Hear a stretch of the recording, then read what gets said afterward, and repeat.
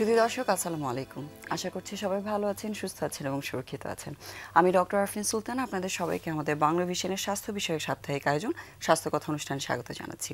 আমাদের সাথে স্টুডিওতে বরাবরের মতনই বিশেষজ্ঞ অতিথি উপস্থিত আছেন। আজকে যারা আছেন তাদের পরিচয়টা আপনাদের জানাচ্ছি। আমাদের সাথে আজকে আছেন অধ্যাপক ডক্টর এম আশিকুর রহমান ভূঁইয়া, যিনি এনটি অনকোলজি ও head neck surgeon, national institute of এনটিতে আছেন ঢাকাতে, এবং আমাদের সাথে আরও আছেন ডক্টর ফকির ওয়ালিদ শাহ, যিনি সহকারী অধ্যাপক হিসেবে আছেন থোরাসিক সার্জারি এবং আবাসিক সার্জন হিসেবে আছেন জাতীয় বক্ষব্যাধি ইনস্টিটিউট হসপিটালে। এবং আপনাদের দুজনকেই আমাদের আজকের অনুষ্ঠানে স্বাগত জানাচ্ছি। দর্শক, আজকে আমাদের সাথে খুব ইন্টারেস্টিং দুইটা বিষয়ের সার্জন আছেন। সো এই বিষয়গুলোতে যদি কারো কোনো প্রশ্ন থাকে বা কিছু জানার বিষয়ে আগ্রহ থাকে, আমাদের সেটা জানাতে পারবেন স্ক্রিনে দেখানো নাম্বারে, এবং আমাদের সাথে যুক্ত থাকতে পারবেন ফেসবুক লাইভেও। ডক্টর আশিকুর রহমান, আপনার কাছ থেকে প্রথমে একটু ইএনটির বিষয়টি নিয়ে আলোচনাটা শুরু করতে চাই।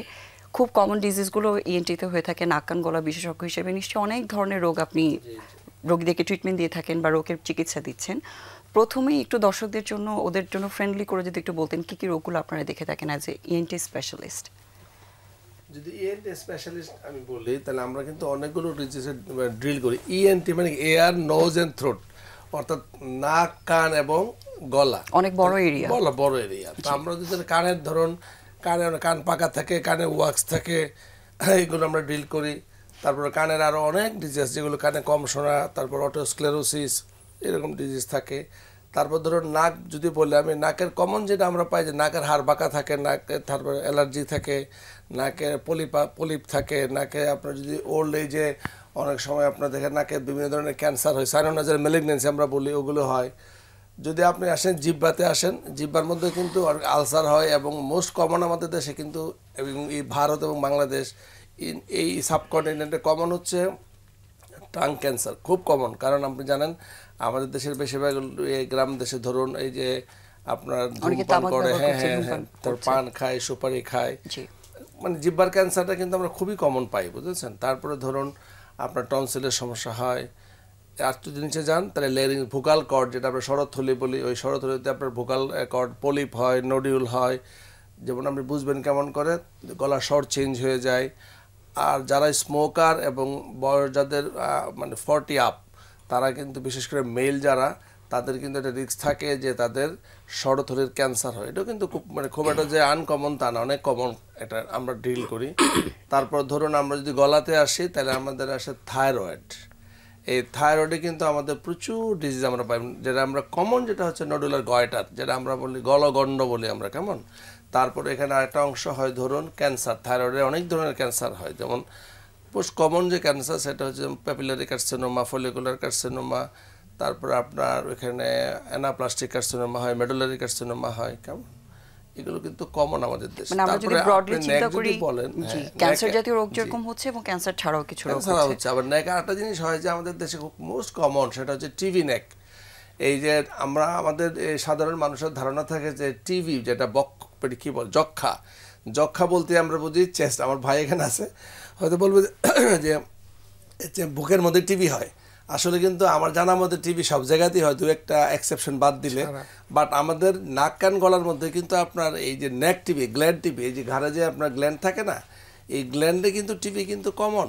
এবং সবচেয়ে বড় কথা হচ্ছে যে গ্ল্যান্ড টিভিতে আমাদের যে নর্মাল যে টিভির ওষুধ আমরা দিই, এই ওষুধ খুব একটা কাজ করে না। কেন কাজ করে না? কারণ গ্ল্যান্ডে ব্লাড সাপ্লাই কম থাকে, গ্ল্যান্ডে ওষুধ পৌঁছাতে পারে না, যার কারণে আপনার গ্ল্যান্ড টিভিগুলো বেশিরভাগই আপনার মাল্টি ড্রাগ রেজিস্ট্যান্ট টিভি হিসেবে রিপ্রেজেন্ট করে, এবং আমাদের হাসপাতালে আসে, এবং আমরা কিন্তু এদেরকে সার্জারি করা লাগে। এটা অনেকের ধারণা থাকে না। আবার অনেকে মনে করে যে ধরুন গলায় একটা গোটা হইলো, আমার জ্বর নাই, আমার কাশি নাই, তাহলে আমার টিবি হবে কেন?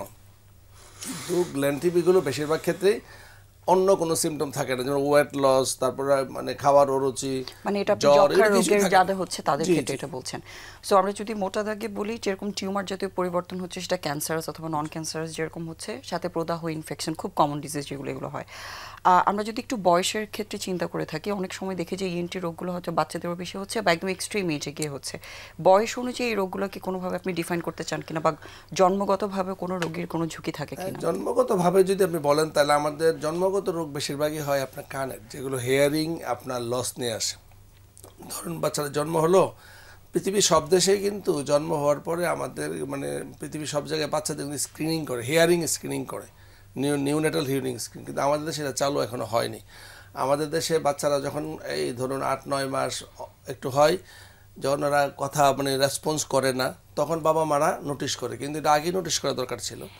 আচ্ছা, এরপর তাও অনেকে হয়তো বলে যে না, অনেকের আপনার ধরুন কথা দেরিতে বলে, অনেকে আমাদের দেশে কিন্তু চালু আছে এই কথাগুলো গ্রামে গঞ্জে, যারা কথা একটু দেরিতে মানে মানে শিখে।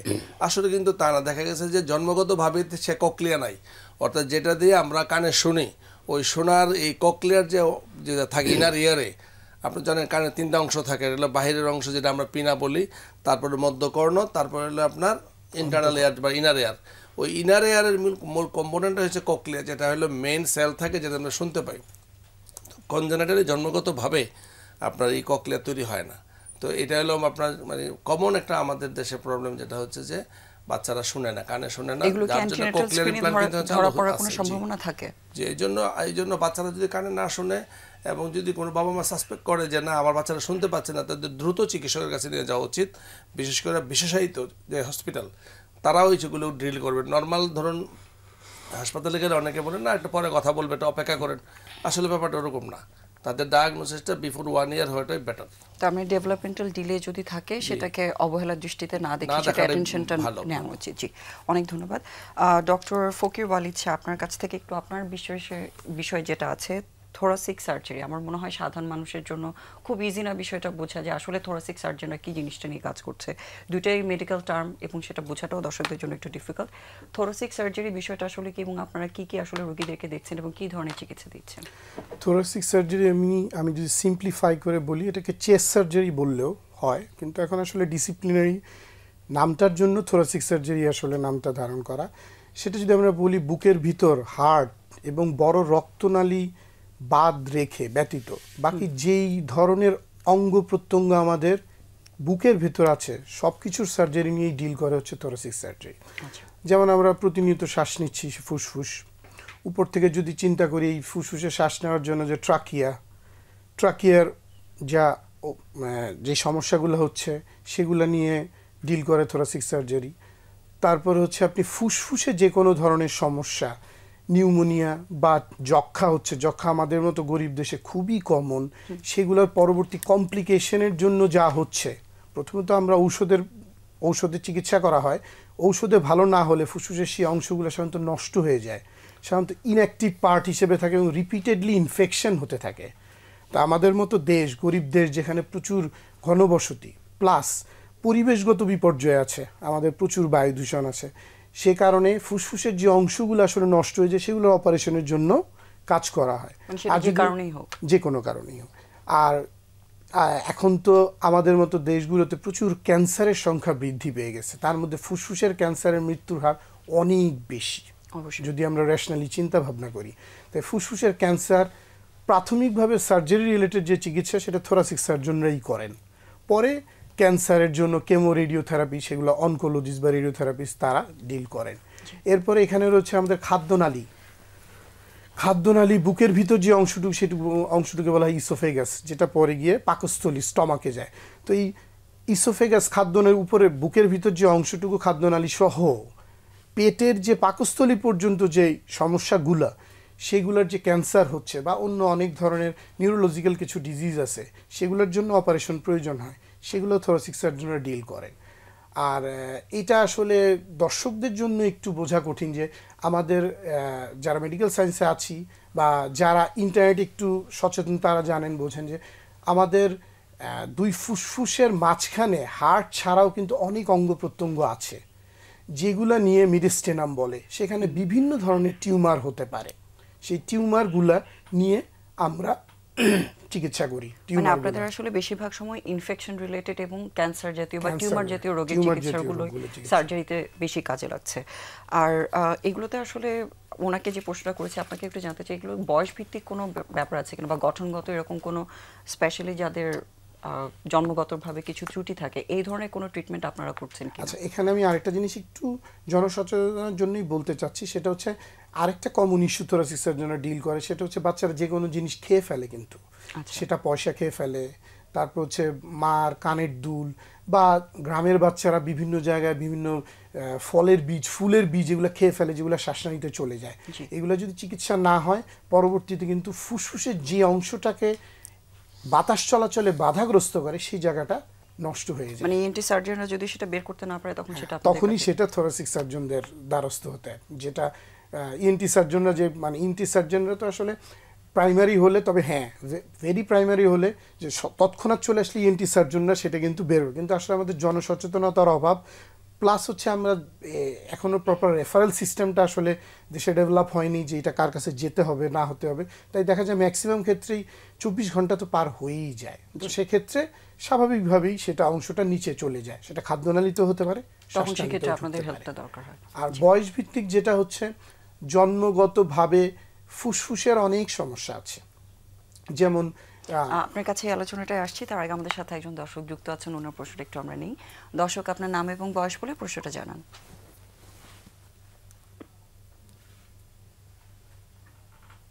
দর্শক, আপনি কি শুনতে পাচ্ছেন আমাকে? হ্যাঁ জি শুনতে জি, পাচ্ছি। আপনার নাম এবং বয়সটা বলে প্রশ্নটা করুন। আমার নাম আব্দুর রহমান, আমি নাটোর থেকে বলছি। আমার বয়স 60 বছর। জি জি, আমার আজ 4 মাস হলো গলায় খাদ্যনালীটা শুরু হয়ে গেছে, আমি কিছু খাইতে পারি না। তো আমি প্রাথমিক ট্রিটমেন্ট নিচ্ছি ঢাকাতে, বাংলাদেশ আপনার হসপিটালে আর কি। ওই আপনার ইয়ে করে দেয়, আপনার ওয়াশ করে দেয় আর কি। তো ওয়াশ করে দেওয়ার পরে ওই 10-12 দিন ভালো থাকে, তারপর আবার কি যে কি সেই হয়ে যাবে। তা আমি তো কিছু খাইতে পারতেছি না, এই সমস্যা আমার।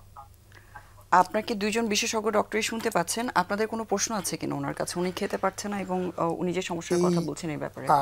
উনি যে খেতে পারতেছে না, এটার মানে কতদিন ধরে এই সমস্যাটা? আর এটা তরল খাবারের সমস্যা হচ্ছে না আপনার শক্ত খাবারের সমস্যা হচ্ছে?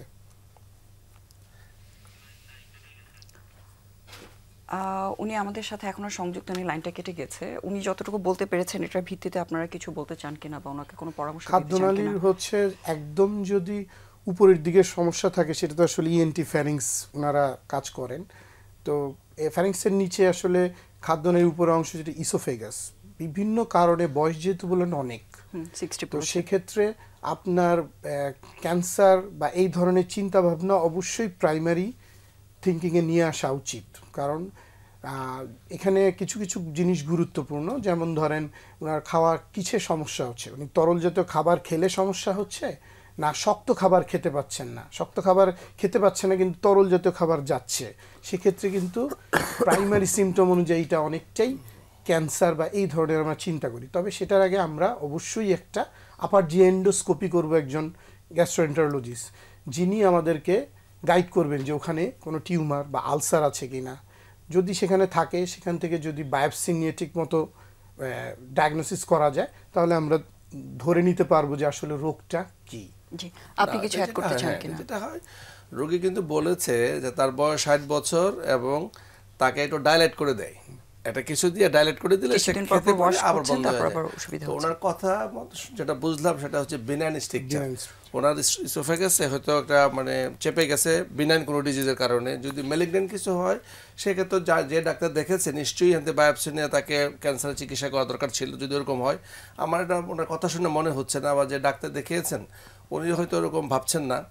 তবে ওনার বিনাইন স্ট্রাকচারই হয় অনেক সময়, যেটাকে বলে অত ড্রিল করে, বিশেষ করে এগুলো ইয়ারই থোরাসিকটা ড্রিল করে বা সার্জনরা ড্রিল করে। একটা বয়সে এরকম ধরনের বিনাইন স্ট্রাকচারগুলো বারবার ডাইলেট বা বারবার ইয়ে করতে ক্যান্সারের ট্রান্সফরমেশন অনেক বেশি, বয়সটা অনেক বড় ইম্পর্টেন্ট ইস্যু। জি, আর যারা এই ধরনের সমস্যাগুলোতে ভুগছেন ওনারা আসলে চিকিৎসার জন্য কোথায় কোথায় যেতে পারেন?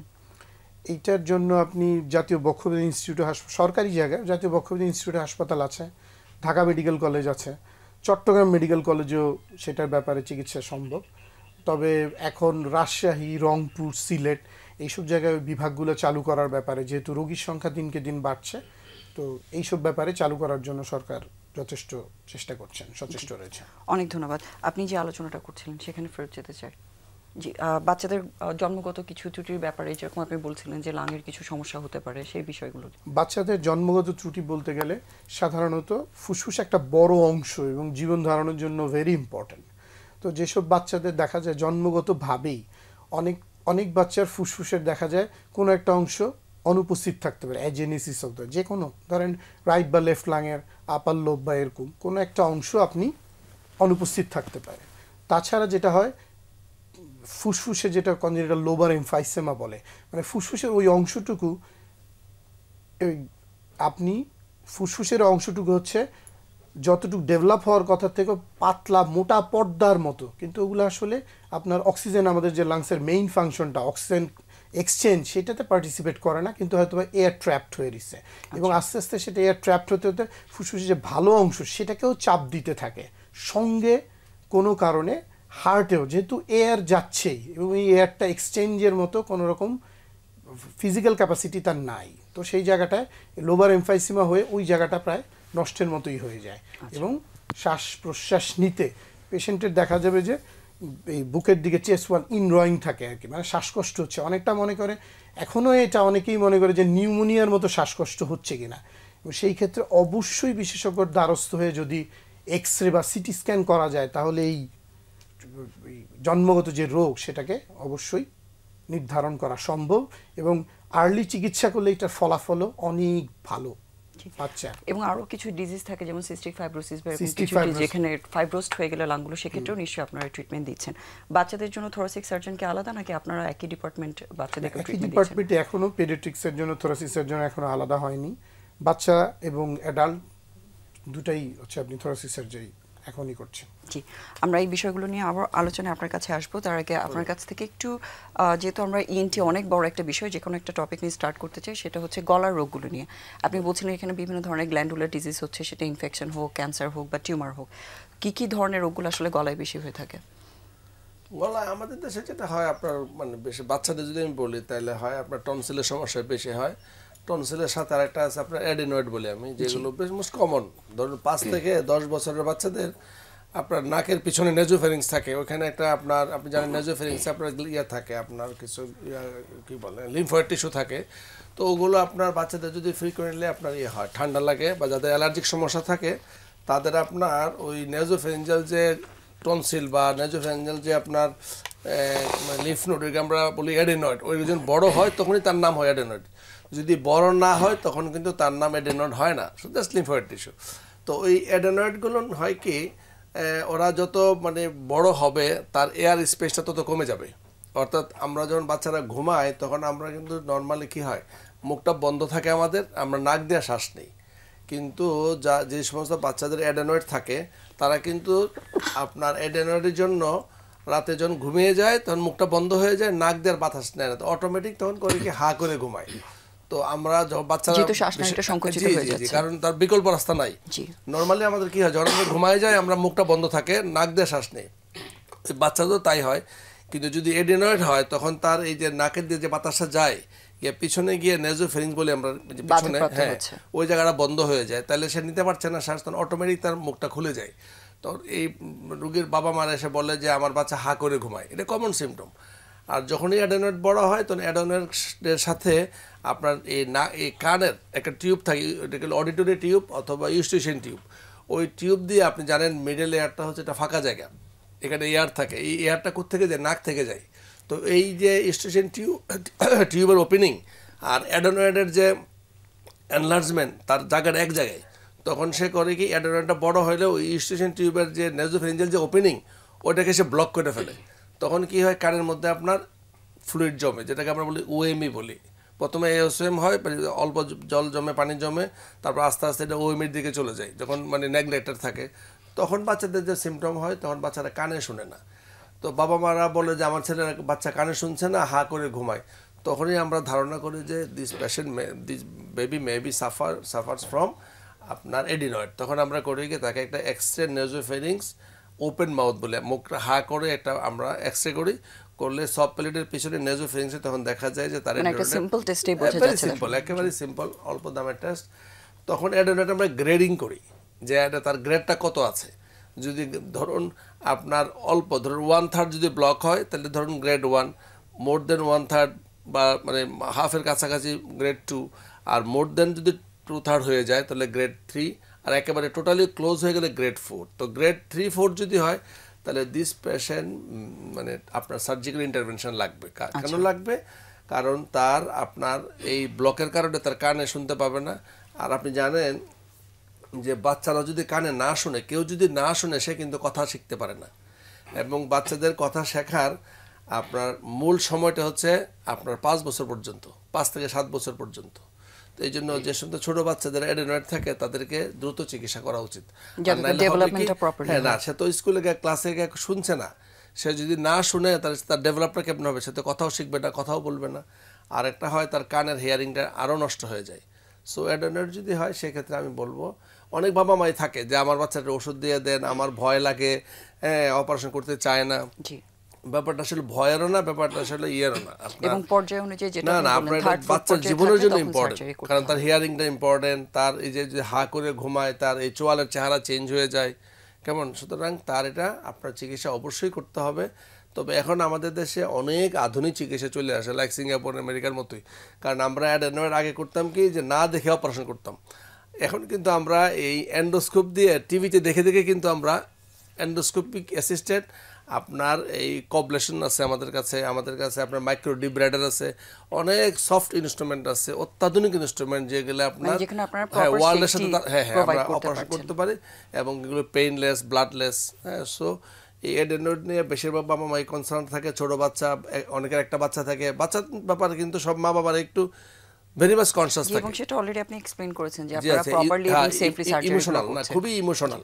বাবা মা ইমোশনাল বিষয়ে যদি ট্রিটমেন্টের ব্যাপারটা আসে, যেহেতু দুটো কি অবস্থা, টনসিলে আমরা বলি যে ধরুন টনসিল হয় কি আমাদের দেশে ধুলাবালি হয়, তারপরে যে ঠান্ডা গরমের এটা মানে চেঞ্জ হয়, বাচ্চারা ঠান্ডা বেশি খায়, ফ্রিজের খায়, তারপর ধরুন আইসক্রিম খায়, সবাই ঠান্ডা পছন্দ করে। তো ঠান্ডার সাথে কিন্তু টনসিলের একটা মানে খুবই মানে ঘনিষ্ঠ সম্পর্ক। অর্থাৎ ঠান্ডা যারা বেশি খাবে তাদের ঘন ঘন টনসিল হয়। তবে আমরা বলবো যে টনসিল যাদের হয়, যদি আপনার বছরে 2 বার বা 3 বার হয় এবং পরপর 2 বছর হয়, এরপরও যদি হয় তাহলে আমরা অপারেশন করতে হবে। বাট আপনার কোনো হয়তো বছরে 1 বার হইলো, মাঝে মধ্যে হইলো, তাইলে আপনার কিছু করবার দরকার নাই। বাট ফ্রিকোয়েন্টলি যদি হয় তখন আমরা বলি যে হ্যাঁ এই টনসিল ইনফেক্টেড আপনি রাখতে পারবেন, আদারওয়াইজ আপনার অপারেশনের প্রয়োজন নাই। জি, অনেক ধন্যবাদ সুন্দর করে বুঝিয়ে বলার জন্য। আমরা একটা ছোট বিরতিতে যেতে চাচ্ছি এখন।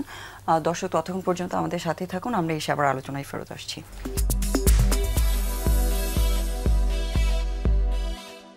শুধু দর্শক, আপনাদেরকে আবারও স্বাগত জানাচ্ছি স্বাস্থ্য কথা অনুষ্ঠানে। ধন্যবাদ আমাদের সাথে থাকার জন্য। এবং আজকে আমাদের সাথে স্টুডিওতে উপস্থিত আছেন অধ্যাপক ডক্টর এম আশিকুর রহমান ভূঁইয়া এবং ডক্টর ফকির ওয়ালিদ শাহ।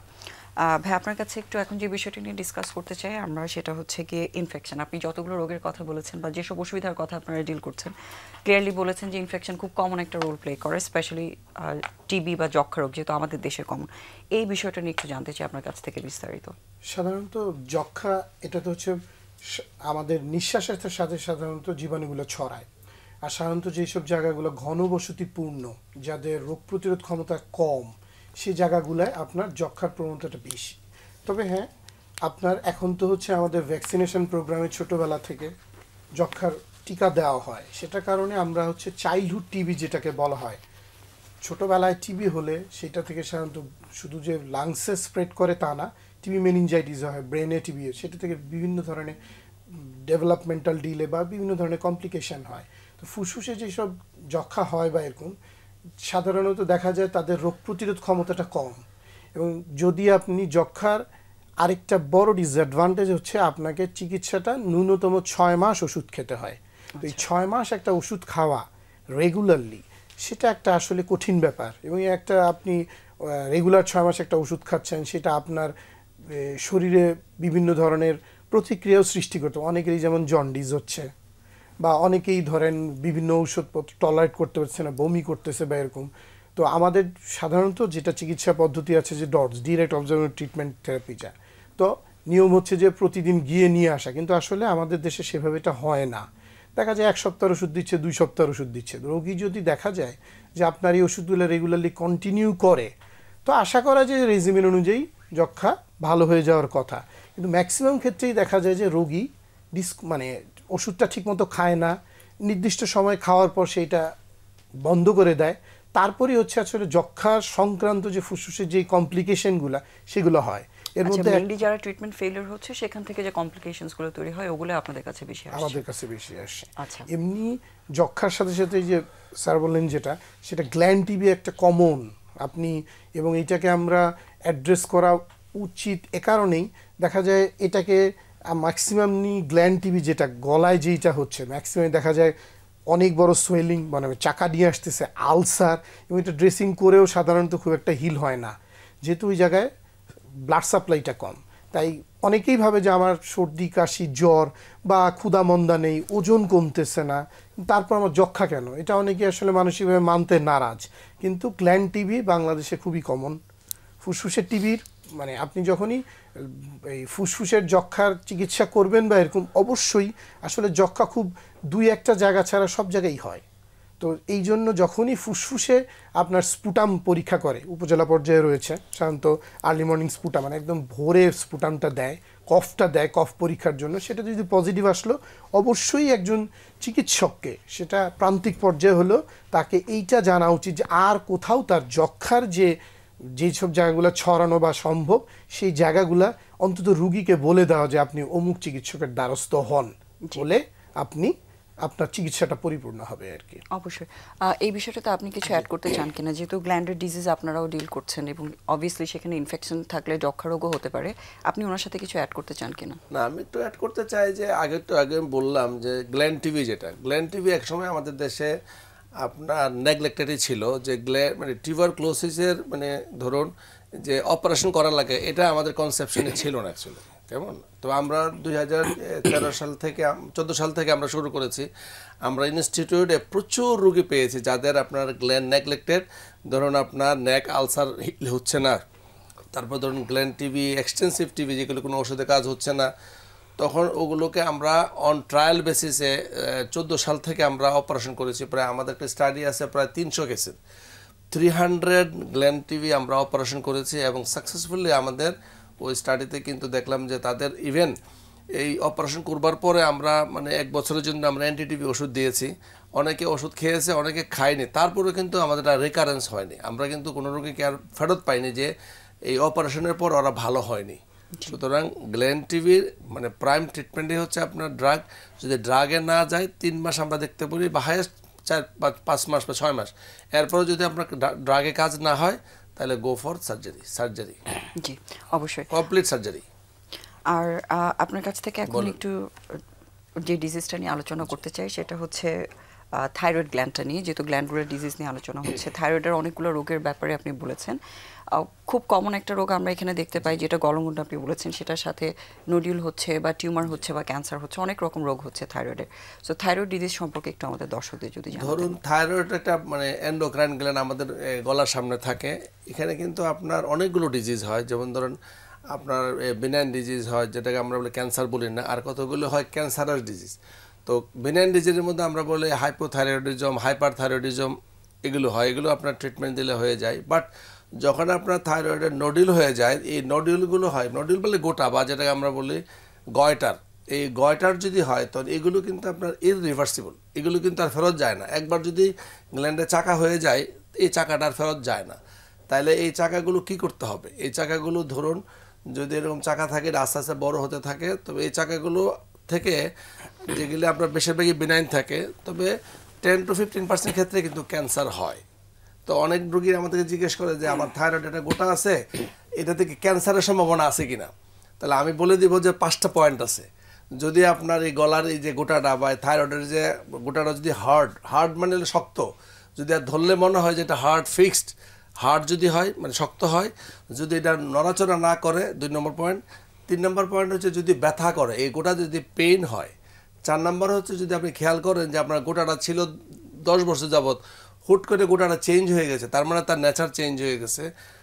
5 নম্বর পয়েন্ট হচ্ছে যদি আপনার এই গোটার সাথে যদি আপনার গলার শর্ট চেঞ্জ হয়ে যায়। এই 5টা পয়েন্টের একটা যদি থাকে বা যে কোনো 2-3টা থাকে, তাহলে আপনাকে ধারণা করতে হবে যে আপনার এই গোটার যেটা আছে এটা নর্মাল না, এটা ক্যান্সার হওয়ার সম্ভাবনায় 90%। তখন আপনাকে দ্রুত চিকিৎসকে যাওয়ার প্রয়োজন। তবে আমি বলবো যে এই জিনিসগুলো অনেকেই মানে বসে থাকে যে না আমার একটা গোটা আছে, আমার দাদার ছিল, নানির ছিল, এরকম কিন্তু আমাদের দেশের রংপুর, রাজশাহী, ইভেন আমাদের সব দেশ, সারা দেশে কিন্তু এটা এখন প্রিভেলেন্ট যে আপনার গয়টার, কিন্তু আমাদের অনেকের নেগলেক্টেড থাকে।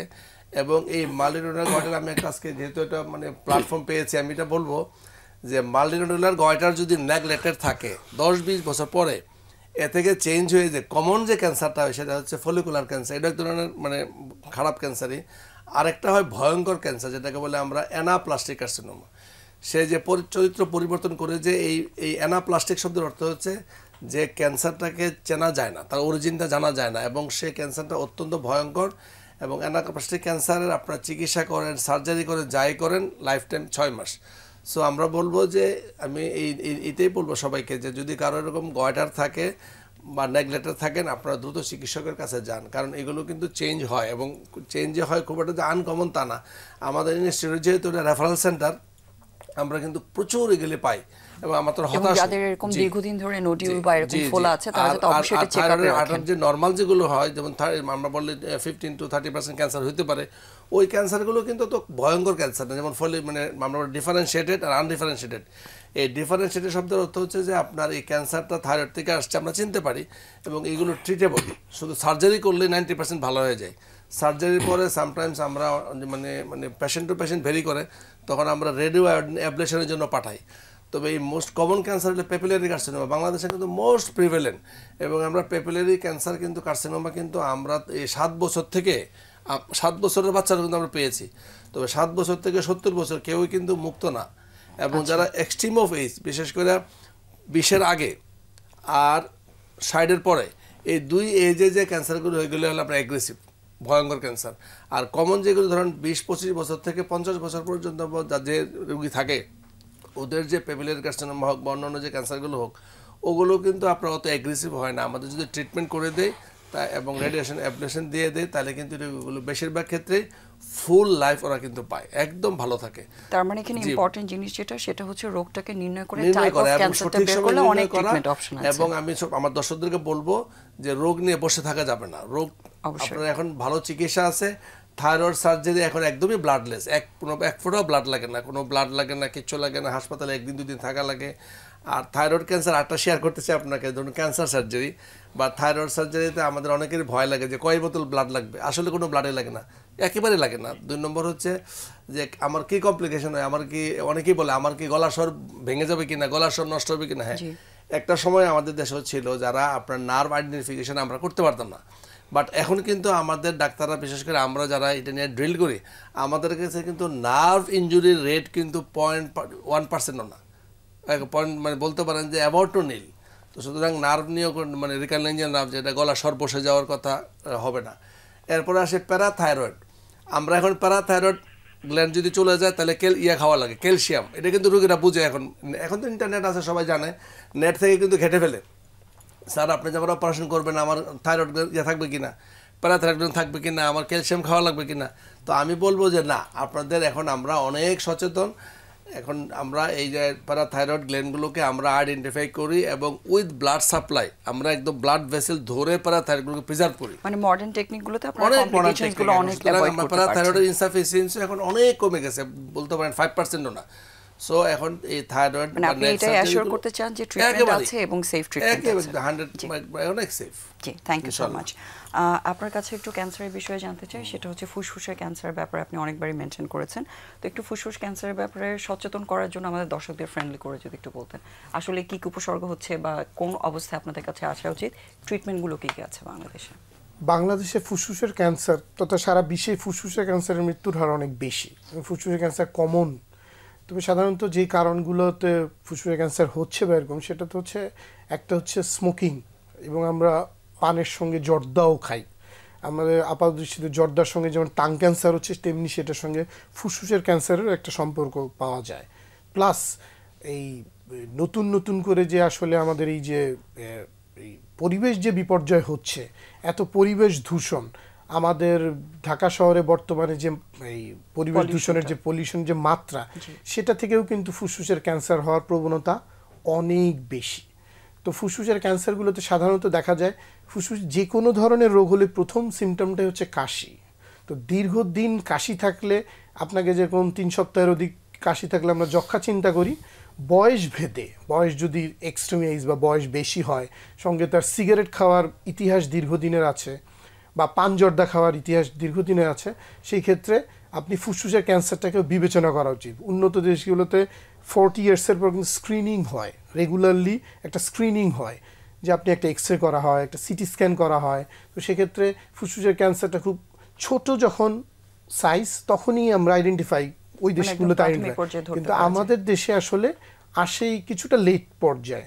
যেমন একটা কাশি হচ্ছে, আপনার যদি কাশির সঙ্গে রক্ত আসছে, দীর্ঘদিন ধরে ওজন কমতেছে, বা সেক্ষেত্রে আমরা ফুসফুসের ক্যান্সার ব্যাপারগুলো চিন্তা ভাবনা করতে পারি। ফুসফুসের ক্যান্সারগুলো আবার যদি বলি যে অপারেশন করার পর্যায়ে নেই, অনেক সময় সরাসরি ফুসফুসের আশেপাশে যে প্লুরাল স্পেস আছে সেখানে পানি সহ আপনি রুগী প্রেজেন্ট করে, যে পুরা একদম ফুসফুসের এক পাশে, যে পাশে আক্রান্ত সে পাশে ফুসফুসে পানি হয়ে গেছে, যেটা আমরা প্লুরাল ইফিউশন বলি, তখন অনেক শ্বাসকষ্ট নিয়ে প্রেজেন্ট হয়। তবে এই ধরনের রুগীর সংখ্যাও তুলনামূলক কম না। আপনি 15 to 20% রুগী আসেই যে কাশি হচ্ছে, ভাবে যে আমি স্মোক করি, আমার এনভায়রনমেন্ট এরকম, আমার তো সবসময়ই কাশি থাকে, স্মোকার্স কফ তো আপনি সারা বছরই থাকে, তো তার কাছে এটা ইউজুয়াল মনে হয় না। যখন খুব শ্বাসকষ্ট হয় তখন সাধারণত প্রান্তিক পর্যায়ে তারা চিকিৎসকের দ্বারস্থ হয়, এবং দেখা যায় যে আপনি ক্যান্সারটা তখন অনেক অ্যাডভান্স হয়ে গেছে। তবে ইউজুয়ালি আমাদের যদি ক্যান্সারের চিকিৎসার কথা বলি, আপনি আর্লি স্টেজে যদি 5 সেন্টিমিটার নিচে চিকিৎসা করে সেগমেন্টেক্টমি বা ওয়েজ রিসেকশন, মানে শুধু ওইটুক অংশ ডিভাইস বেসড, এন্ডোস্কোপিক সার্জারি যেরকম বিভিন্ন জায়গায় আছে, আমাদেরও কিন্তু হচ্ছে এখন এটা খুব বেশি অ্যাভেলেবেল, এটা হচ্ছে ভিডিও অ্যাসিস্টেড থোরাকোস্কোপিক সার্জারি। হয়তো বা 1 ইঞ্চি 1.5 ইঞ্চি কাটতেছে, মিনিমাল ইনভেসিভ, আপনি হচ্ছে 1 ইঞ্চি 1.5 ইঞ্চি কাটতেছে, সেটা দিয়ে ফুসফুসের যেটুকু অংশ নষ্ট, যদি প্রাইমারি স্টেজে টিউমার মার্জিনটাও ফ্রি রেখে আসে, সে রেখে এসে কেটে, সেটা কিন্তু রেজাল্ট অনেক ভালো।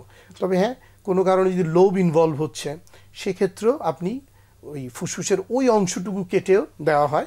এরপরে আমরা টিস্যু ডায়াগনোসিসের জন্য পাঠাই, সেই টিস্যু অনুযায়ী পরবর্তী কেমো রেডিওথেরাপি যেটা লাগে, অন্য ক্যান্সারগুলো সেভাবেই চিকিৎসা করা সম্ভব। লাং প্রতিস্থাপন বা লাং ট্রান্সপ্ল্যান্ট, এই ট্রিটমেন্ট ব্যবস্থা বাংলাদেশে আছে কিনা? লাং ট্রান্সপ্ল্যান্টের আসলে বাংলাদেশে আসলে সেইভাবে আসলে লাং ট্রান্সপ্ল্যান্ট শুরু হয়নি বা এরকম, কারণ লাং ট্রান্সপ্ল্যান্টের আসলে অনেকগুলো চ্যালেঞ্জ, কারণ অপারেশন থিয়েটারটা একদম সেপারেট এন্টিটি। আপনি ইউজুয়ালি যদি উন্নত বিশ্বের লাং ট্রান্সপ্ল্যান্টের কথা চিন্তা করেন, শুধু লাং ব্যবস্থাটা এখনো বাংলাদেশে নেই। শুধু লাং ট্রান্সপ্ল্যান্ট করার থেকেও এখন আপনি ইন্টারন্যাশনাল যদি ইউএসএ বা কানাডা বা ইউরোপিয়ান বা অস্ট্রেলিয়ান, এখন কিন্তু বলে যে হার্ট লাং বোথ ট্রান্সপ্ল্যান্ট করা ইম্পর্টেন্ট। ইউজুয়ালি আমরা কোন সময় করি, সিস্টিক ফাইব্রোসিস, মানে যেগুলা জন্মগত এমন রোগ নিয়ে আসে যে ওই লাং আর ক্যাপাসিটি নাই, আমাদের যে গ্যাসাস এক্সচেঞ্জ, অক্সিজেন এক্সচেঞ্জের জন্য যেটা, সেই ক্যাপাসিটি নাই, তো সেই ক্ষেত্রে হার্ট লাং ট্রান্সপ্ল্যান্ট করা লাগে।